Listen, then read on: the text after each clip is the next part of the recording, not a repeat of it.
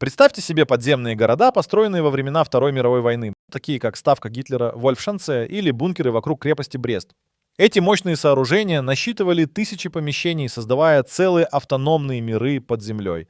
Прикрытые многометровыми слоями бетона и стали, они стали форпостами, границами, а иногда и убежищами для тех, кто оказался в водовороте войны. Бункеры служили штабами, операционными складскими базами и центрами связи. Со временем они были заброшены и забыты, их двери закрылись, храня секреты о планах и судьбах, которые вершились внутри. Наше путешествие начинается с вхождения в такие места, где стены буквально дышат историей, готовы приоткрыть тайные сторожевые двери и рассказать об ушедшем времени. Мы отправляемся в один из удивительных бункеров, где каждый шаг — это новый взгляд в прошлое, а каждая тайная лестница может познакомить с еще не раскрытой историей. Готовы ли вы окунуться в мир скрытых тайников и неизвестных артефактов? Тогда пойдем глубже и узнаем, какие тайны бережно скрывал от посторонних глаз бункер из нашего рассказа. Поиски заброшенного. В архивах исследователи наткнулись на старый документ, который предложил удивительный новый взгляд на забытые строения Второй мировой войны. Под грифом «Особо секретно» значился проект «Индиго». Название, малоизвестное даже профессионалам. Это был хитроумный план создания бункеров тактического назначения в лесных массивах Европы, скрытый от глаз любопытных на многие десятилетия. Вооружившись данным доказательством, команда определила предполагаемое местоположение одного из таких сооружений. Они отправились в глухие леса, куда давно не ступала нога человека. Древние карты указывали на заветное место, и вскоре путь исследователей привел их к уксусно-влажной, покрытой мхом двери, будто время позаботилось о ее сокрытии. Это открытие не просто удовлетворило любопытство, но и пробудило жажду разгадать тайны, скрывавшиеся за массивными стенами. Забросив рюкзаки в тень его холодного каменного марша, они сделали решительный шаг под землю. Что скрывает это место? Возможно, тайные комнаты, хранящие артефакты прошлого, или загадочные знаки, ждущие истолкования. Впереди разворачиваются поистине удивительные события. Мрачное открытие. Темнота внутри бункера осязаема, словно старая тень, которая тщательно укрывает в себе секреты. В войне, разыгравшейся более 80 лет назад, этому строению отводилась особая роль.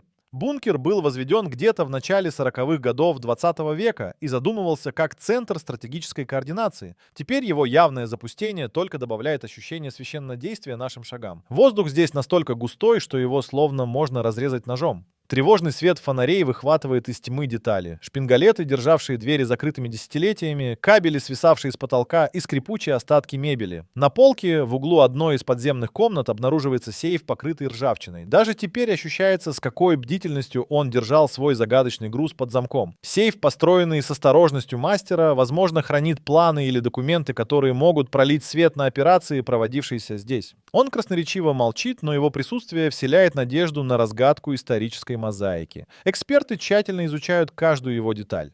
Замок из прошлого, скрывающий в себе ушедшее время, манит своим загадочным содержимым, что если за тяжелыми металлическими дверцами скрываются свидетельства о неизвестных событиях, прошедших в этих стенах. Этот неожиданный поворот оставляет нас на перепутье, где только время может рассказать ту подлинную историю, укрытую в тени. История за кулисами. Бункеры времен Второй мировой войны были не просто укрытиями, а центрами стратегического планирования и командования. Представьте себе передовые коммуникационные центры, такие как Цепелин Ранет в Вюнсдорфе, оснащенные не только телефонной и телеграфной связью, но и пневмопочтой и системами жизнеобеспечения. Эти сооружения скрывали в своих стенах планы и решения, которые могли изменить ход войны. Цель создания таких мест была предельно ясна. Они должны были служить непробиваемыми крепостями для ключевых военных операций. В их стенах трудились специалисты с доступом к самым современным технологиям того времени, обеспечивая управление войсками и сохранность стратегически важных документов и ресурсов. Когда мы говорим о важных решениях, принято понимать, что именно в таких бункерах, как в Вольфшанце, командном пункте Гитлера, формировались основные стратегии, направленные на достижение военных целей. Карты и разведданные, хранимые здесь, играли ключевую роль в координации действий. При упоминании об упорных силах следует понимать, что речь идет об иерархии нацистской Германии и ее масштабной сети оборонительных сооружений по всей Европе. Это отражение той системной методологии, с которой Третий Рейх обеспечивал свою защиту и планировал атаки. Возвращаясь к нашим исследователям, находящихся здесь в наши дни, их открытие оказывается не простым путешествием в прошлое, а захватывающим исследованием сложных связей и систем, которые, возможно, могут пролить новый свет на самое сердце этой гигантской военной машины. И, возможно, впереди их ждет еще одна поразительная и на этот раз вполне осязаемая находка. Выживание под землей. Представьте себе, вы оказываетесь под землей в сердце бункера, который изначально проектировался как командный пункт на несколько недель автономной жизни. Здесь инженеры, офицеры и связисты работают, не покидая своих постов. Эти бункеры создавались с учетом стратегии и техники, чтобы обеспечить продолжительное пребывание персонала и вести координацию операций. Однако, даже в таких защищенных сооружениях пространство и ресурсы были строго ограничены. Многие из них могли рассчитаны всего на несколько недель пребывания, особенно во времена, когда ситуация за пределами требовала долгого укрытия. Температура внутри бункера часто была крайне непредсказуемой. Зимой холод ежился в углах комнат, а летом влажность напоминала о весенних ливнях. В этих условиях каждый человек находился в тесном контакте с другими, практически разделяя пространство даже в моменты личного отдыха. Условия былого быта диктовались автобановым запасом продовольствия и воды. По большей части это были консервы, сухпайок и запасы питьевой воды, чтобы можно было выжить, не завися от внешних поставок. Каждое утро начиналось с одинакового стука сапог по холодным бетонным полам. Жизнь в бункере имела собственный подземный ритм, далекий от света дня. И хоть реальные спасительные истории об этих местах могут храниться в архивах, для тех, кто жил здесь, стойкость была не просто необходимостью, а ежедневной обязательной составляющей. В следующем нашем шаге в этой глубинной экспедиции нас ждет не менее таинственное открытие, которое обещает добавить новые факты к этой захватывающей исторической головоломке. Стена с загадкой. Свет фонарей выхватывает из полутьмы детали, приводящие в замешательство даже самых опытных исследователей. На стенах бункера мы видим загадочные символы и рисунки, но их значение завораживает. История знает немало примеров подобных узоров. Они могли нести пропагандистское или ритуальное значение. Например, один из подобных объектов в Ленобласти удивил символикой, связанной с мафией, скандинавской мифологией и знаками для иностранцев. Среди надписей находилась ошибочная «Копенгаген», окруженная изображениями волков и ворон. Эти детали указывают не столько на тайную переписку, сколько на намеренное воздействие на восприятие людей извне. Возможно, создатели хотели подчеркнуть мощь или драматизм, с которыми ассоциировались эти символы. Следует отметить, что сравнивать такие рисунки с древними фресками можно лишь в художественном контексте, так как большинство из них являются граффити или же рисунками, созданными обитателями или охранниками. Однако метафорическая значимость остается. Стены хранят в себе многое, что пока не успели разгадать историки и исследователи. Понимание таких символов все еще затруднено, и все предположения остаются на уровне гипотез. Однако каждое новое открытие подталкивает нас к разгадке этого таинственного подтекста и обогащает наше понимание истории, скрытой в подземных лабиринтах. Будьте уверены, впереди нас ждут еще более удивительные и захватывающие открытия. Тайные комнаты. В глубине заброшенного бункера, как в загадочном лабиринте, следователи обнаружили необычный поток прохладного воздуха, указывающий на скрытый вход. Этот ловкий сквозняк привел их к тщательно замаскированному люку, открывшему доступ к таинственным комнатам, которые ни разу не упоминались в открытых архивах или документах о Второй мировой войне. Войдя внутрь, команда наткнулась на забытую базу, полную предметов, рассказывающих о скрытых аспектах военной истории. На полках были обнаружены запыленные папки и коробки, тщательно спрятанные под каменными сводами. Это были не просто помещения для хранения. Перед исследователями предстал целый мир прошедшего конфликта, когда-то оснащенный самым передовым оборудованием того времени. Здесь хранились старые радиопередатчики, которые давным-давно обеспечивали надежную связь с внешним миром. На стенах висели огромные карты войны, покрытые отметками. Эти артефакты свидетельствовали о времени, когда решения, принятые в этих стенах, могли изменить ход истории. Каждая комната открывала детали, будто они только ждали своего часа быть вновь обнаруженными. Стратегические документы и схемы, которые могли пролить свет на многие неизвестные эпизоды истории, оказались в канве самых важных событий прошлого. Погружение в тайное сердце бункера открывает лишь верхушку айсберга, и нам только предстоит выяснить, какие еще не раскрытые секреты может хранить это место. Очередная находка может изменить наше восприятие этих событий или даже переписать привычный исторический нарратив. Артефакты прошлого.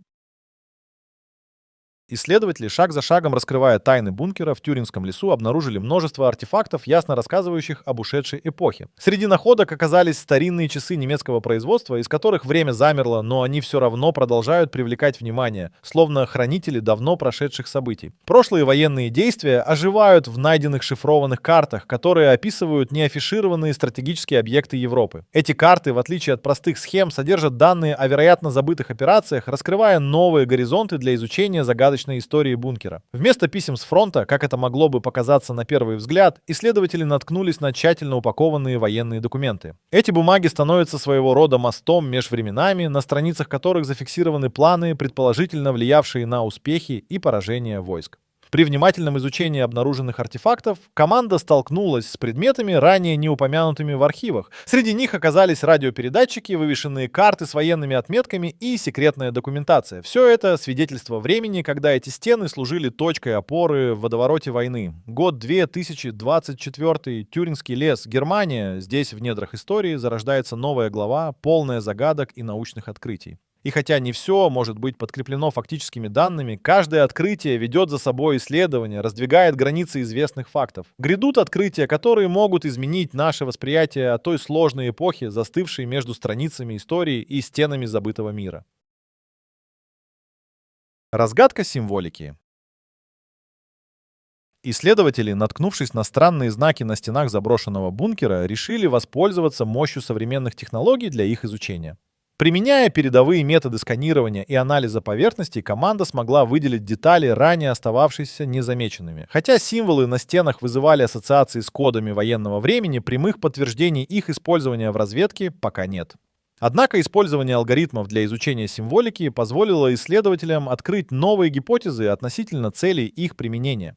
В бурное время Второй мировой такие символы могли передавать скрытые сообщения или даже символизировать культурные или психологические аспекты того периода. Они могли служить для моральной поддержки, будучи отражением внутреннего мира тех, кто работал или жил на этих закрытых объектах. Текущие интерпретации исследовательской группы помогают пролить свет на возможные мотивы и мысли людей того времени. Совершенно ясно, что попытка расшифровать такие знаки и символы требует глубокой интерпретации и понимания культурного контекста. Эти символы могут помочь понять, как они отражают настроение, дух времени и служили средством общения в условиях ограниченной связи. Возможно, при дальнейших раскопках будут найдены дополнительные документы, которые предложат новые направления для исследования и дадут еще больше возможностей изучить этот таинственный мир. Вполне возможно, что за следующей дверью скрывается нечто, что в корне изменит наше понимание не только бункера, но и самой войны. Неожиданные свидетельства. Копаясь в архивах, исследователи наткнулись на документы, проливающие свет на малоизвестные моменты Второй мировой войны. В этих папках содержались конкретные планы операций и организационные меры, утвержденные высшим руководством, увеличивая наше понимание стратегий, использованных в то время. Несмотря на доступность большинства таких документов, не все рассекречено, и часть информации до сих пор ускользает от историков. Известно, что во время войны активно использовались методы дезинформации и радиоэлектронной борьбы. Эти операции, сопровождавшиеся сложными мерами психологической войны, представляли собой меры для запутывания противника. Письма, найденные в этих документах, подробно описывали важность ввода в заблуждение при помощи радиопередач и шифровки, но никаких упоминаний об необычных технологиях вышеизвестных не было. Исследуемый бункер, как оказалось, действительно играл значимую роль как центр стратегического планирования и связи. Подобные центры собирали разведданные и координировали военные усилия, что подтверждается архивными документами. Эта база позволяла планировать и проводить операции, результаты которых решали исход битв и даже повсюду войны. Эти конкретные документы, хотя и находятся в общей доступности, помогут понять нюансы противостояния, которое развертывалось на полях Европы. Они подтверждают стратегии и решения, которые переписали карты мира и вывели многие аспекты войны из тени. Изучение этих материалов в очередной раз подчеркивает, насколько важно доступное историческое знание и как оно продолжает формировать наше восприятие прошлого. Каждое открытие, основанное на фактах, не только проясняет события прошлого, но и выявляет, насколько еще мы не знаем. Призраки прошлого. Оказавшись внутри старого бункера, исследователи удивленно обнаружили свидетельства человеческой деятельности, которые более 80 лет хранились в тени. Эти стены действительно сохранили эхом связи прошлых событий, но вовсе не в мистическом плане. На одном из столов были найдены солнцем выцветшие фотографии и списки, запечатлевшие лица и имена тех, кто когда-то жил и работал здесь. Звуки в коридорах были не таинственными призраками, а всего лишь эффектом акустики плотных бетонных стен, которые искажали даже еле слышимые шаги. Инженеры быстро заметили, что температурные изменения и ветер сквозь вентиляционные отверстия могли заставить провода и металлоконструкции издавать необычные звуки. Интересной находкой стало небольшое количество старых пленочных проекторов, которые использовались для военных обучений и показов стратегий.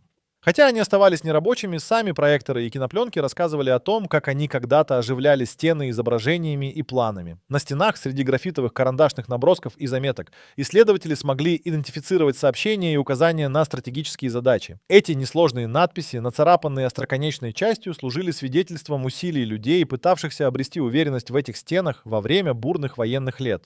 В глубине коридоров, где воздух будто замер, исследователи нашли старые пластинки, которые по странному стечению обстоятельств сохранились. Используя современные аудиоустройства, они смогли воспроизвести звуки тех лет, отрывки старинных радиопрограмм и выступлений, которые когда-то служили единственной связью бойцов с внешним миром. Эхо этих записей позволило воссоздать настоящий, хотя и фрагментарный узор истории, открывая человеческие эмоции и судьбы. И пусть этот путь не наполнен необъяснимыми чудесами, истинные открытия ведут нас к еще большему пониманию прошлого. Заключение. Новые вопросы. После нашего исследования, сопровождаемого множеством находок, остается множество вопросов, интригующих своими загадками. В немецком Тюрингском лесу скрывается сеть подземных туннелей, обнаруженная с применением передовых технологий, таких как георадар. Эта технология позволяет заглянуть под землю и выявить структуру помещения, оставшуюся нетронутой с времен Второй мировой войны. Обнаруженные собственноручно нарисованные карты и тайные документы все еще находятся на стадии расшифровки, показывая, что история имеет больше слоев, чем кажется на первый взгляд. Найденные шифрованные карты, вероятно, раскрывают секретные планы, но их изучение требует времени и профессиональных усилий. Стоит помнить, что хотя открытия и подтверждают стратегическое значение бункеров, необходимо избегать излишне громких заявлений о масштабных исторических интригах, пока не появятся подтвержденные данные. Предположения о масштабных заговорах могут оставаться в плоскости гипотез, если не подкреплены вескими доказательствами. Эти найденные артефакты и документы поднимают занавес исторической тайны, но также говорят о том, что впереди еще много работы. Исследования не завершены, и эти объекты продолжают оставаться ключевыми свидетелями той эпохи. Открытия в Тюрингском лесу показывают, что мир истории все еще полон скрытых тайн, ждущих своего часа, чтобы быть разгаданными, но делают это с осторожностью и уважением к фактам. Каждая новая деталь ведет к еще более глубокому пониманию прошлого, приглашая к дальнейшим исследованиям и открытиям.